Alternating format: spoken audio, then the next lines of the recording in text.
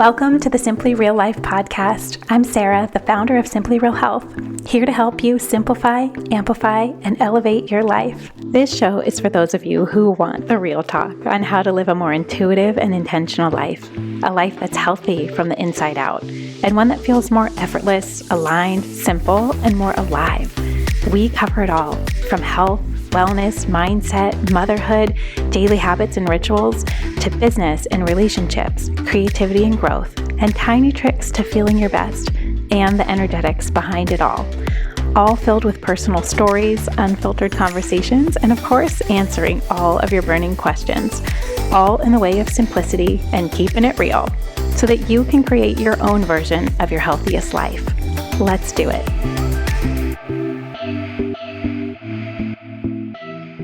Hi guys, welcome back to the show. Today we have a juicy one, and it's a topic that I feel like is everywhere right now, and maybe everywhere for me because of my stage or season of life or my age, but I feel like it's something that's brought up at almost every girls' night, and it's brought up so often on the Q&A days on Instagram. It comes in all the time to DMs, and it's this question and floating conversation about aging.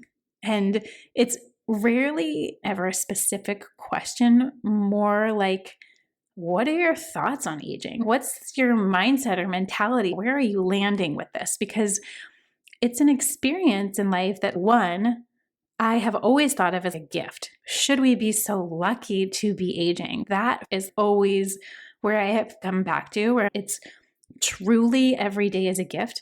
You do not know how long you have. And getting wrapped up in all the tiny details and the worries and the fears and looking different, or I feel different, or what's this going to be like, or fear of anticipation of it. And that is maybe more of where I'm at right now. And I know that as listeners, you are in all different stages of life. And probably those of you who are older than me are giggling to yourself of like, yeah, I remember that stage too. So I guess today's episode is more so capturing some of the thoughts and places that I feel like I'm landing with right now. And I know that it will change, and I'm giving myself permission to change and change opinions and thoughts. But it is something that I have started thinking about a lot more. And I think it has started, first of all, with the conversation of health and longevity, of wanting to have this mentality of, I want to be able to do this for the rest of my life. It's no longer about quick fixes. It's no longer about doing hard and fast and intense things or intense workouts or intense ways of eating to get these drastic results. I'm just not here for that. I was in my 20s and it was all about that. I'm just over that. I don't want that anymore. I want to think about, can I do this for the long haul? Is this something that's healthy for my body? Is it healthy for my joints? Is it healthy for my mind? And that's where this whole conversation has always started for me and has always been rooted in having this vision of yourself in your later decades of life. And like, what does that look like for you? Because I think similar to any decade of our life, if you don't have a vision for yourself, or you don't have this picture, or you don't have people around you as examples, or people that you're finding as examples to prove that it is possible to remain active, to remain healthy, to age in a very beautiful way, if you don't have and are not constantly looking for examples of what resonates with you and what feels so good and juicy of like, yeah, that's what I want, or that's how I envision myself to be in the future. I've found most of us don't think about that. We just think about right now and the quick fixes and the immediate things and the drastic changes, and that gets exhausting, and it also wears your body down so much faster. It ages you so much more to have these drastic changes in your weight and in your skin, which is the way our culture rolls with things. That's the norm. But to maybe start to think to yourself, what is that vision that I want to have, versus letting life just happen to you or not thinking about it at all, will give you a very different way that you will live now. So this comes back to just being a little bit more intentional with your life and your choices and what you're doing and your motivation behind it.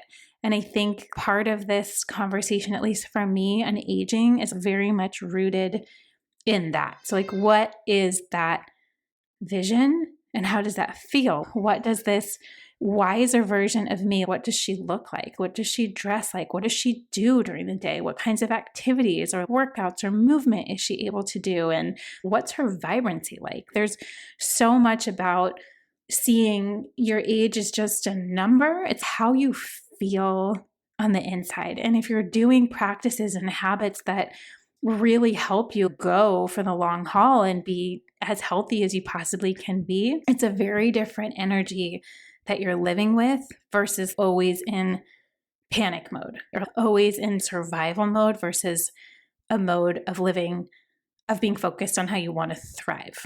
So as a part of this conversation, I feel that's all I can really speak to today is my recent thoughts around this and my recent feelings or aha moments around this, at least right now at the stage that I'm at, that I just don't personally resonate with the American way of doing things. And I say that with all the love and the respect in the world. There are just some differences in the way that I would like my life to be or look like or feel than the conventional path that is constantly modeled or done that we see around us. When I think about aging and how I want to view it or see it, the perspective that I've always resonated with the most is French women. And French women have this view on aging that they're not trying to change how they look. They're not trying to look years or decades younger or hold the aging process completely. They accept the age that they are and they embrace it. It's part of their beauty is the wisdom and the gratitude that they have for being able to live in a way that is long-term, sustainable, healthy, vibrant, brings them joy. It's all about joy in your everyday life and knowing who you are. So French women have this concept that it's not about changing who you are, it's just accepting more fully who you are as you get older and that you are embracing and elevating what you have. Instead of doing procedures and plastic surgeries and all these things that change how you physically look, they're so much more about taking care of what you have and doing it intentionally. So they're very into skincare and your skincare being all about the health of your skin as you age, because it's not about wrinkles to them. That's just a natural part of aging. And of course, wanting them to be not as intense or not as prominent. But if you think about wrinkles on skin that is healthy, meaning it's hydrated and it's glowing and it's clear, that is the impression that we take in, less about perfection and more about the health or the vibrancy. And to me, that has always just been the direction that I want to go for myself and the direction that I see. And I think part of this has always stemmed, of course, from food, the way that they view food and wine and just pleasures in life. I want to live in that way more than what I see modeled in our common society. I just want to be not so extreme. And I feel like that mentality, or the French mentality or European, whatever it may be, that it's about doing high quality stuff with intention, whether that's food or how they move their body. It's just a part of their life and it's very organic. I also feel beauty is not only just skin,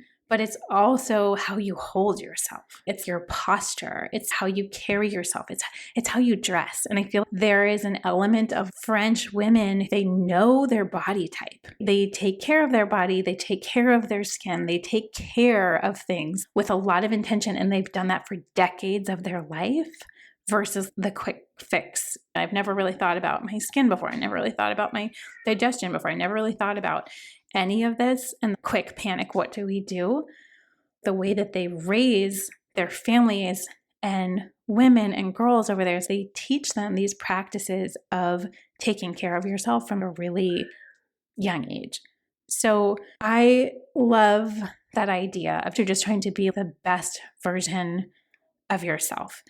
And I say all this and know that this is not always my stream of thought. I have so many moments where I'm like, oh my gosh, that looks different. And I just really try, instead of judging myself, to really try to be like, that's interesting. I'm noticing that that's different. I don't know what it is. I have always found smile lines like around the eyes. I feel like that is incredibly beautiful. And maybe that is because my mom has them. I think about the women that I had older than me when I was growing up, and that was a sign of joy. I just have always found that that is so beautiful looking. There's not a part of me that looks at that, and I definitely have a lot of them. I have such an expressive face. I can't ever see wanting to really get rid of those. But that's also, again, perspective and how you're thinking about things and how they were modeled to you. And I think that that's something that is always something that can change too. You can choose how you want to see those things. You could look in the mirror and see, I don't see perfection. This has to change, or I hate this, or I don't like aging. I don't want to embrace it. I want to avoid it.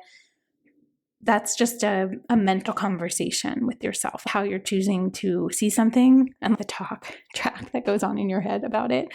I also feel like there's so much to be said about that piece of it, just the mentality. How comfortable are you with yourself? And don't get me wrong here. I feel like the older that I get, the more I feel like I'm adding stuff in. I've been a fan of taking care of my skin, but doing so very simply. It's not ornate, it's not elaborate. But as I get older, what other things are out there that I could be doing that help improve or enhance what I have? I'm not trying to change it, enhance what I have. And I just want to have that look of health and glowing, and not perfection. But as I get older, there's also this element to me that, at least for how I envision this concept of more of a French mentality with aging, they also don't let themselves go. Do you know what I mean? They still put themselves together. They think about colors. They maybe put a little makeup on. They're enhancing what they have, and they put themselves together in this very confident but very effortless way that I feel has to be internal. Like, it comes from just the confidence in yourself and who you are.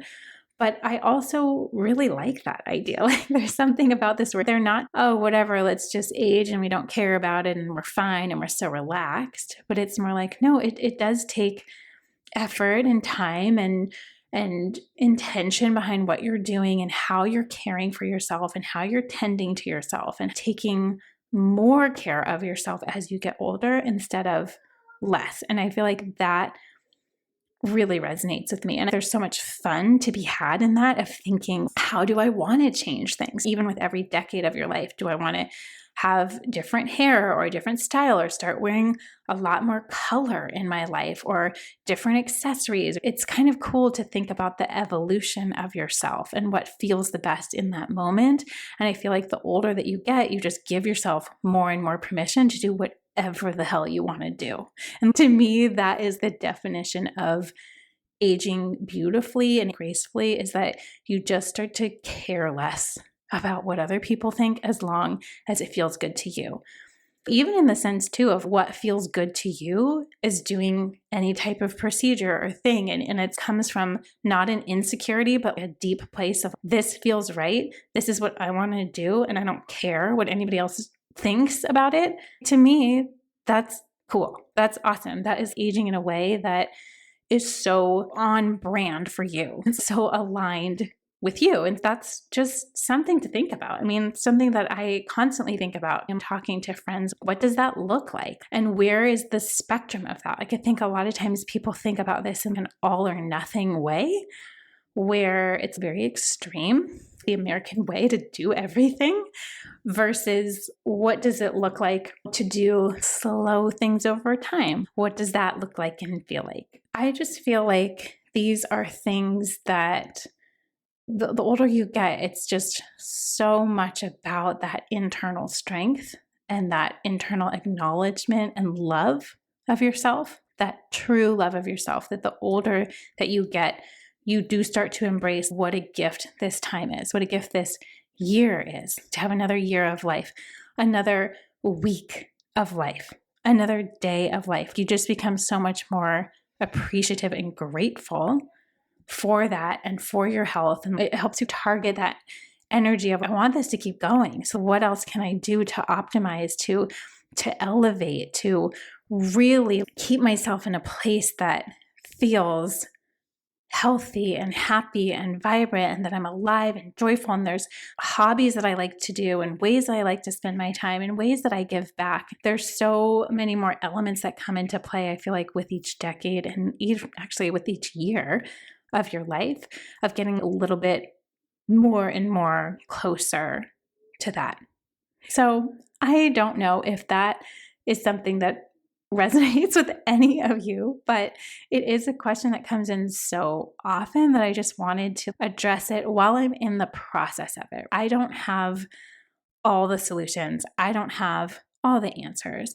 There's some days that I feel really confused or conflicted about things.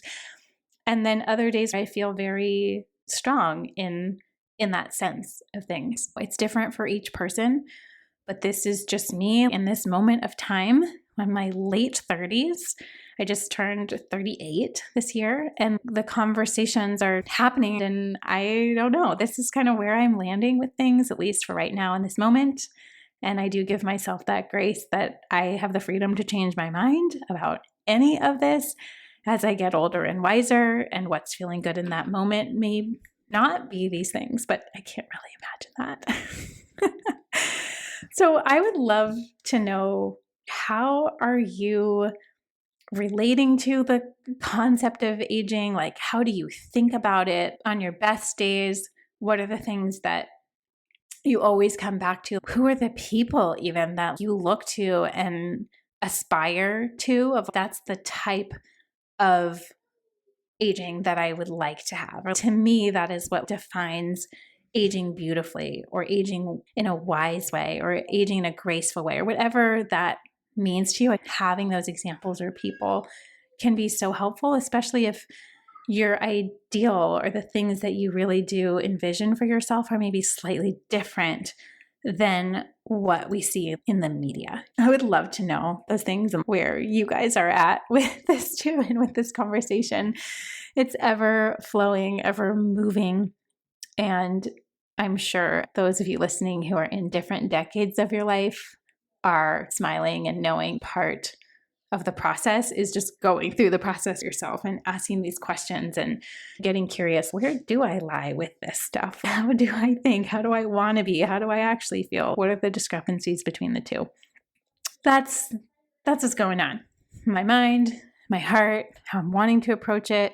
Again, it's not always perfect. So know that.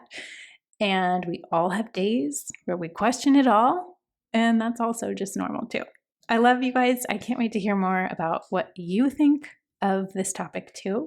Come on over and find me at Simply Real Health on Instagram. We always have a post about each episode that you can come chime in and ask questions and leave any notes or things that have helped you too. It's a great little community spot for that. So I love you guys so much, and I hope you have a great rest of your day. If you enjoyed this episode and want more like it, make sure you're subscribed to the Simply Real Life podcast wherever you listen to podcasts, and maybe share it with a friend or two. That would mean the world.